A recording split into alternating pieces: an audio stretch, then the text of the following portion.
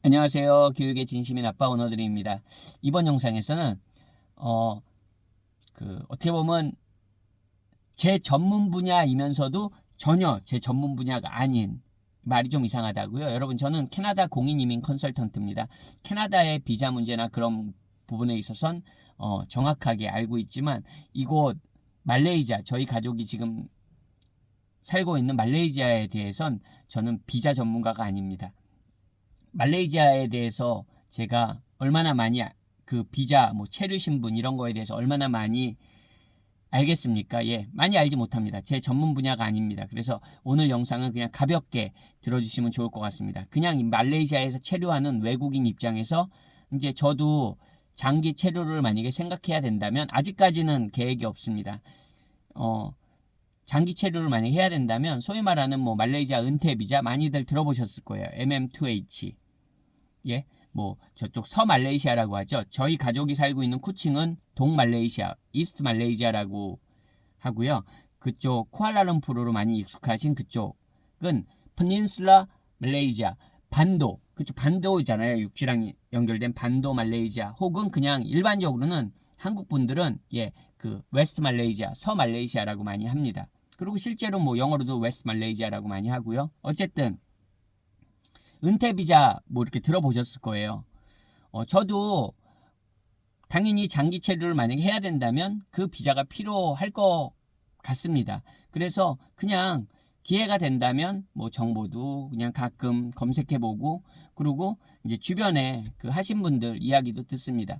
저희 그 주택단지에 이웃이죠. 어떻게 보면 유일한 저랑 그냥 말동무입니다. 영국 아저씨가 있는데, 그 영국 아저씨는 그 부인하고 이제 당신 둘이 하는데, 지금 이제 신청했습니다. 1월에 신청했는데 뭐 당신 말로는 뭐 한 8개월 걸린다고 얘기를 하는데 잘 모르겠습니다. 뭐 일단 그분 얘기로는 한 여기 그 에이전트 이용해서 하셨는데 10,000깃 내셨다고 하더라고요. 10,000깃. 그러니까 부부 2명에 10,000깃. 예. 그러니까 한국 돈으로 한 300만 원 정도 되죠. 예, 300만 원. 네. 뭐 저는 정확하게 아직 고려를 안 하기 때문에 그냥 만약에 뭐 한다면 저도 그 영국 아저씨가 이용한 그 에이전시를 이용하려고 그냥 생각은 하고 있습니다. 근데 이제 저 같은 경우에는 저 혼자 신청을 하게 되면 한 얼마지? 8천 링깃인가? 예, 그러면 240만 원 정도 되나요?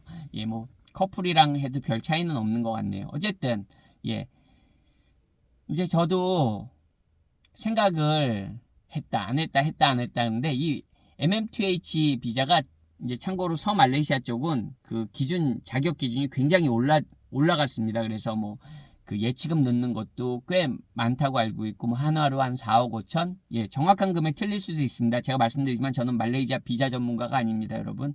그러니까 그냥 한 체류자로서 그냥 생각하는 사람 입장에서, 그것도 정보도 막 제가 이렇게 꽂혀가지고 막 찾아보고 있는 중이 아니에요. 왜냐면 별로 아직까지 생각이 없기 때문에 그냥 간혹 검색하고 까먹기도 하고 잊고 있다가 또 한번 보고 그런 상태니까, 예, 이 제가 말씀드리는 정보를 와, 저거 정확한 정보야 이렇게 생각하시면 안 됩니다. 예, 항상 이 비자 관련 정보는 예, 정부 웹사이트를 통해서 그 공적인 그런 웹사이트를 통해서 확인하시는 게 가장 정확한 정보를 얻으실 수 있습니다. 실수하지 않으실 수 있고요. 그거는 제 직업이 어쨌든 캐나다 공인이민 컨설턴트이기 때문에 캐나다도 마찬가지입니다. 하지만 전 말레이시아에서 비자 전문가가 될 수도 없고 되고 싶지도 않고, 그리고 될 수도 없습니다. 제가 뭐 외국인인데 어떻게 말레이시아에 비자 업무를 하겠습니까? 그건 말도 안 되는 얘기고요.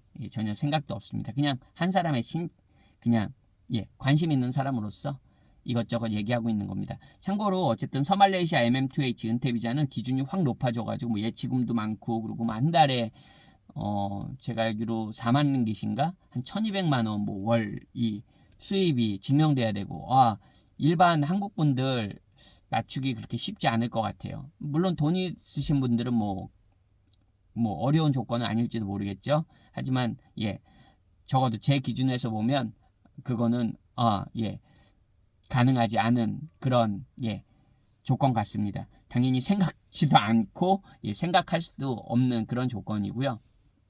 그러다 보니까 이제 사락 MM2H를 가끔 보는데, 사락 MM2H는 뭐 조건이 그래도 그 서쪽 말레이시아에 비해서는 아주 무난합니다. 뭐 자녀가 있는 경우에 자녀를 학교에 등록시키면 참고로 만 50세 미만에도 신청 자격이 있고요. 그것만으로도 얼마나 편합니까? 자녀를 그냥 여기서 학교에 보내면 학생 비자가 나오고, 그걸 통해서 이제 MM2H, 사락 MM2H를 신청할 수 있다는 거 굉장히 큰 메리트인 것 같습니다. 그리고 만약에 그냥 50이 넘어갔다 그러면 자기 자신으로 뭐 자녀나 이런 학생 비자에 굳이 조건을 걸지 않아도 신청할 수 있습니다.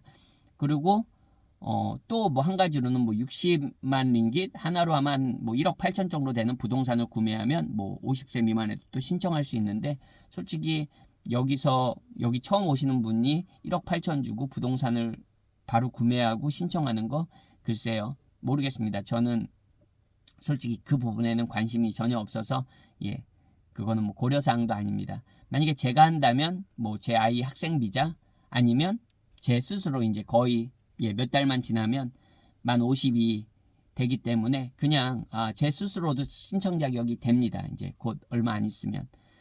그랬을 때 그래도 이 사락 MM2H는 아직까지는 장점이 많은 것 같아요.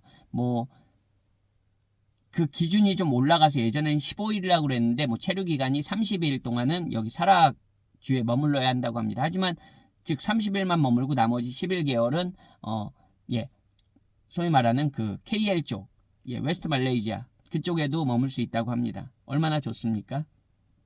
네. 또 그런 혜택 아닌 혜택이 있는 것 같고요. 네.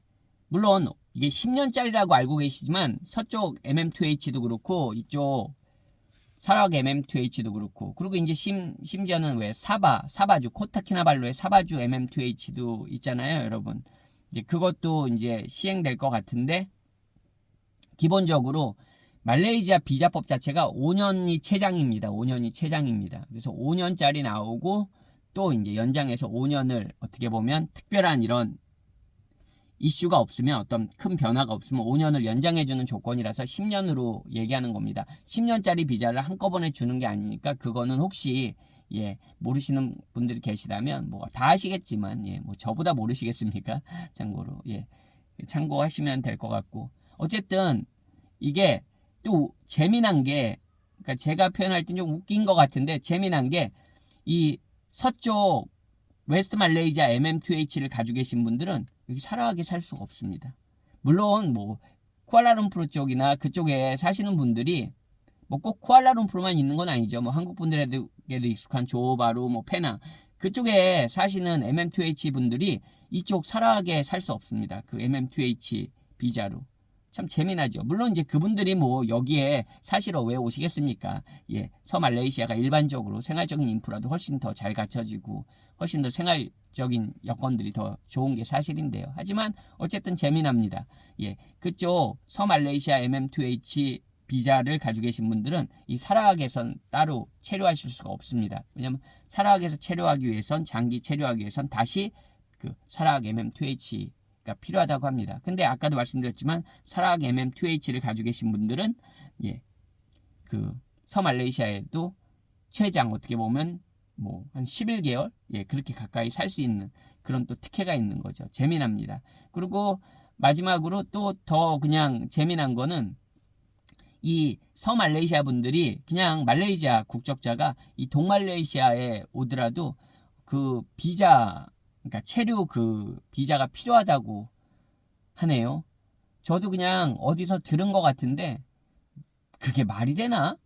그러니까 서울 사람이 예를 들어서 뭐 경상도나 뭐 강원도, 뭐 충청도 이런 데 갈 때 비자가 필요하다는 거잖아요. 어떻게 보면. 물론 개념은 좀 다르죠. 서말레이시아 자체가 굉장히 여러 개 주가 있는 큰 반도니까 뭐 정말 KL하고 조호바루만 해도 주가 다르잖아요. 네. 하지만 어쨌든 서말레이시아 분들이 동말레이시아에 와서 체류할 때는 비자가 필요하다고 합니다. 같은 그 말레이시아 국적자도. 그게 명칭이 비자인지 뭔지는 모르겠습니다. 그 명칭을 모르니까 그냥 저는 비자라고 말씀드리는 거고요. 아까 말씀드렸듯이 저는 말레이시아 비자 전문가가 아닙니다. 그리고 많이 아는 바도 없습니다. 비자에 대해서. 그냥 제가 경험한 거는 제 아이 학생 비자 신청할 때 학교의 도움을 받아서 그냥 제가 신청할 수 있었고, 솔직히 학교에서 전적으로 도움을 주셨기 때문에 어려운 부분이 없었습니다. 특별히. 뭐 관공서 한두 번 왔다 갔다 거린 거 그거밖에 없었습니다. 가디언 비자도 제가 직접 신청했지만 뭐 제 능력이 좋아서 신청한 게 아닙니다. 그것도 학교 측에서 도움을 많이 주셔가지고 저는 관공서를 몇 번 그냥 발품 팔았다고 하죠. 그냥 노동력을 팔아가지고 그렇게 어떻게 보면 저희 비자니까요. 그렇게 한 것뿐입니다. 뭐 말레이시아 학생 비자를 신청했으니까 내가 말레이시아 비자를 잘한다. 그거는 뭐 말입니까 방구입니까? 그냥 제가 유일하게 말레이시아에서 경험해 본 게 말레이시아 아이 학생 비자 신청, 아내 가디언 비자 신청 말씀드렸지만 학교의 도움이 전적으로 컸습니다. 어쨌든 제가 이제 만약에 여기서 장기 체류를 생각한다면 저도 말레이시아 사라왁, 저는 이제 쿠칭에 있으니까 사라왁 MM2H를 신청해야 될지도 모릅니다. 말씀드린 대로 아직은 그렇게 계획이 없습니다. 진지하게 고민하고 있지는 않습니다. 어쨌든 말레이시아 재밌네요. 이런 비자 관계나 이런 게 복잡한 것 같기도 하고, 또 어떻게 보면 여기 사락 MM2H는 메리트가 있는 것 같기도 하고 모르겠습니다. 아직까지. 그렇지만 또 제가 이 사락에 얼마나 오래 있어야 되나 그런 생각을 하면 막 기쁨이 넘치기보단 그렇죠. 여기 저희는 아이 학교 때문에 온 거니까 아이 학교 기간만 마치면 저희가 여기 쿠칭에 더 이상 있어야 될 이유는 전혀 없을 것 같습니다. 아직까지는 그렇습니다. 뭐 학교 다니려고 온 거니까 그 기간 동안에 잘 지내면 되는 것 같은데, 글쎄요. 저도 뭐 큰 고민이라고 말할 수는 없지만 여러 가지 생각이 드네요. 그냥 오늘은 어떻게 보면 가볍게, 혹시 말레이시아 뭐 꼭 쿠칭뿐만 아니라 뭐 그쪽 서쪽 말레이시아 그쪽도 장기 체류를 고민하시는 분들이 계시겠고, 그런 은퇴 비자, 정말 마지막입니다. 사바주 그 코타키나발루가 있는 죄송합니다. 코타키나발루가 있는 그 사바주 MM2H 조건도 이곳 사락이랑 그렇게 다르지 않은 것 같습니다. 뭐 60만 링깃에 그 부동산을 구매하면 또 되고, 뭐 그 보증금도 여기 지금 사락 같은 경우엔 그 한 명당 한 4,500만 원 정도인 걸로 알고 있거든요. 뭐 사바주도 그 조건들이 이 사락보다 혹시 사락보다는 또 더 기준이 낮지 않을까? 그건 아닌 것 같더라고요. 사락이랑 사바랑 약간 똑같지는 않지만 비슷하다. 뭐 서말레이시아에서 이 동말레이시아 어떻게 보면 사락 MM2H랑 MM2H 확 그 기준이 낮아졌잖아요. 그 바가. 그렇다고 해서 혹시 또 사바주는 더 낮아지지 않을까? 그렇지는 않을 것 같아요. 그렇지는 않을 것 같습니다. 뭐 그냥 가볍게 참고하시고, 항상 말씀드리지만 비자 관련 문제는 정확한 정부 웹사이트를 참고하시는 게 가장 그런 실수나 어떤 그로 인한 피해를 막을 수 있다는 거 다시 한번 당부드리면서, 저도 마찬가지입니다. 저도 꼭 진짜 신청할 때 되면 확인해 봐야겠죠. 참고로 MM2H 비자들은 그 관광청에서 이렇게 하는 것 같더라고요. 사라왁 같은 경우도 이 사라왁 뭐 이 투어리즘 그 관광청 사이트에 사라왁 MM2H 정보들이 있더라고요. 참고하시고요. 오늘 영상도 시청해 주셔서 감사합니다. 저는 또 다음번 영상에서 인사드리겠습니다. 안녕히 계세요.